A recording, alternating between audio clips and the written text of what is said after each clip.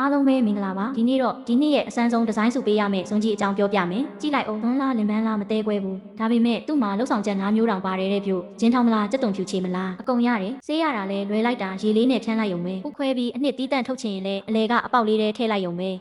ဟုတ်နေတာပဲအရင်ကဝယ်ထားတဲ့ပစ္စည်းတွေအကုန်အမှိုက်ပုံးနဲ့ပြေးရတော့မယ်ထင်တယ်ဇွန်အကြောင်းခဏထားအစားတောက်ပတ်လဲရအောင်ပြောင်းမှုကိုအစိတ်လိုက်စားရတာပြင်းဖို့ကောင်းလို့ဆိုပြီးတုတ်ထိုးလှုပ်စားကြမယ်ပြီးရင်ဝက်ဦးချောင်းနဲ့ခောက်ဆွဲချောက်တွေထိုးထည့်ပြီးပြုတ်စားတာဒါကတော့ creative ဖြစ်လို့မျက်ရည်တောင်ကြကြမိတယ်ငရုတ်ပွားတွေကိုအယောင်ဆုံးလိမယ်ကြက်သွန်တွေပပလိမယ်ဒီမှာကြည့်တိုဘူးကိုခွဲစိတ်ဆရာဝန်လို့အကွက်တွေဖော်နေတာပြီးရင်ခုနကခောက်ဆွဲလက်ကိုတိုဘူးနဲ့ပတ်ဂျုံမုံလူကြော်လိုက်ပြီးဒါကဘာဟင်းလဲတော့မမေးနဲ့စားကောင်းဖို့ပဲအဓိကပဲမဟုတ်လားပြောင်းမှုတွေကိုလည်းမုံနှလူပြီးကြောစားလေးနည်းနည်းဖြူကြည့်ရတာတော့ရှယ်ပဲနော်နောက်ဆုံးပိတ်ကားချက်ကတော့တရုတ်စတိုင်ပဲလိပ်စာအုပ်ကြီးပါအောက်ကအဝတ်စပေါ်မှာမုံနစ်တွေလောင်းပစွန်တွေအသားတွေအကုန်တင်ပြီးရင်လိမ့်လိုက်တာဝက်ဦးချောင်းရောင်စုံလိပ်ကြီးဖြစ်သွားရောအပေါ်က sauce လေးဆန်းလိုက်ရင်တော့ကဲအပေါက်အောင်ပြောနေတာကြပြီးအသေးမပေးတဲ့သူစုံမရပါစေနဲ့ကျွန်တော်လဲဗိုက်စာလာပြီဗျာအားလုံးပဲသွားစားတော့မယ်တရာ